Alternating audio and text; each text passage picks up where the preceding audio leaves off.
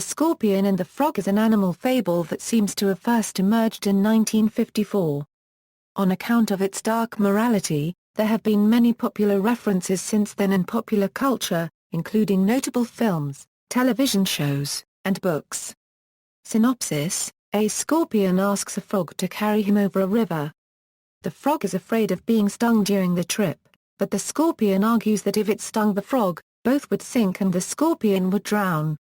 The frog agrees and begins carrying the scorpion, but midway across the river the scorpion does indeed sting the frog, dooming them both. When asked why, the scorpion points out that this is its nature. The fable is used to illustrate the position that no change can be made in the behavior of the fundamentally vicious. It is this moral that is also illustrated by Aesop's fable of the farmer and the viper. Development: The earliest verifiable appearance of the fable is in the 1954 script of Orson Welles' film Mr. Arkadin. Although there are similarities between this story and Aesop's fable of the frog and the mouse, the story here has more in common with later variants upon Aesop's fable which emerged in Asia during the Middle Ages in which a scorpion appears. Various claims have been made that the fable is of Arab or of West African origin. A study published in a German journal in 2011 can find no connection between the fable and the Indian tradition of the Panchatantra. Whereas the original Sanskrit work and its early translations do not contain any fable resembling the scorpion and the frog, an earlier version of it, The Scorpion and the Turtle, is to be found as an interpolated fable and post-Islamic variants of the Panchatantra.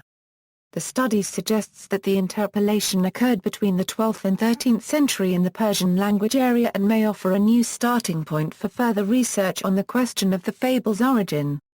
The image of a scorpion carried across a river by a frog occurs at an earlier period, in the Babylonian Talmud, though with a different outcome and purpose. The scorpion crosses the river and stings a man, killing him. This is said to illustrate how God's will is fulfilled in seemingly impossible ways.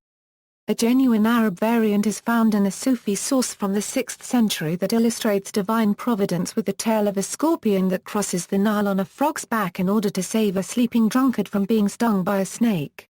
Neither of the above carry the moral that developed in the 20th century.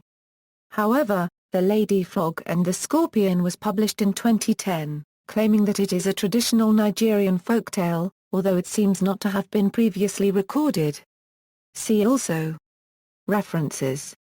External links: Folktales from Around the World, Folklore Society, A Folklore. Collier's New Encyclopedia 1921a, A Folklore.